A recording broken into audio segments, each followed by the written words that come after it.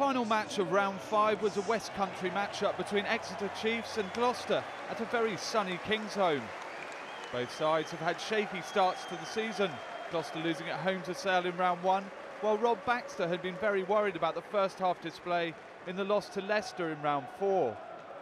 The Chiefs' first ever win at the top table had been in the very first game against Gloucester at Sandy Park, and since then meetings between the two sides have been very close, the Devon side having won by a single point 28-27 at Kingsholm 2 years ago, while last season had seen the Cherry and Whites edge it 18-16.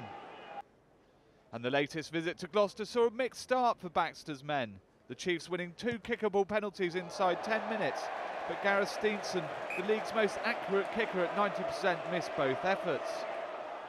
But Gloucester were leaking so many penalties that eventually the Chiefs' number 10 did hit the target. The Irishman, third time lucky on 19 minutes to get the scoreboard moving. Right from the kick-off, Gloucester responded. A brilliant knockdown by Mike Tyndall enabled Tom Savage to collect the ball. When it was recycled, Billy Twelvetrees offloaded to Martin Thomas and the fullback sped through to score. Freddie Burns couldn't convert, and despite another Steenson miss on 23 minutes, the Ulsterman put the Chiefs back into a 6-5 lead on half an hour as the pressure began to build on the Gloucester line. And the pressure told 2 minutes later when Ben White muscled his way over the whitewash from close range. Rowan Kitt had to get confirmation from the TMO, but the visitors had a deserved 13-5 lead after the conversion. Chief skipper Dean Mumm had already notched 2 tries this season and was galloping towards a third when he was cut down by Charlie Sharples. Prop Huani Tui also went close for the visitors, but the half ended 13-5. Exeter kept up the intensity after the break. A high tackle by Mike Tyndall allowed Steenson to move the score on to 16-5, while at the other end Burns missed another kick.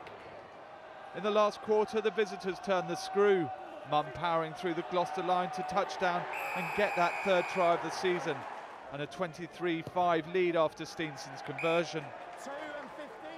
Surely that was game, set and match Chiefs, but again Gloucester was sparked into life. Just 2 minutes later and Johnny May was touching down. Brilliant offloads from Hawaii Edmonds and Burns sending the winger in to score just right of the posts. And this time Burns could not miss, and there was a ray of hope for the Cherry and Whites at 23-12 down.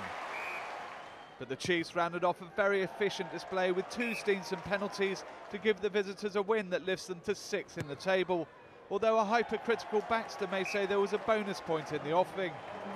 Gloucester, on the other hand, lose again at home.